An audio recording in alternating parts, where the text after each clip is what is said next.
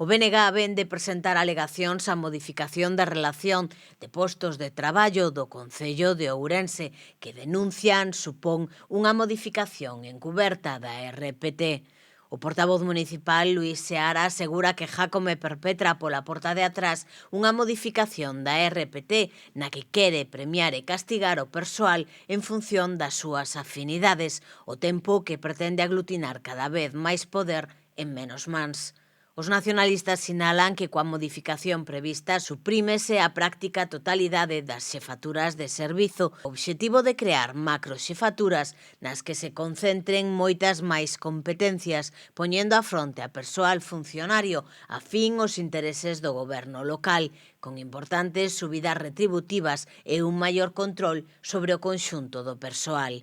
Nas alegacións presentadas, o BNG pon o foco en dúas irregularidades principais. Por unha banda, denuncia que a reorganización leva aparellada unha suba dos complementos específicos de todas e cada unha das xefaturas de servizo propostas, igual e homoxénea en todos os casos, sen ningún tipo de singularidade en función das competencias de cada posto, tal e como exixe o propio regulamento da RPT. Por outra banda, denuncia a ausencia ao longo de todo o expediente do preceptivo informe de fiscalización previa da intervención municipal.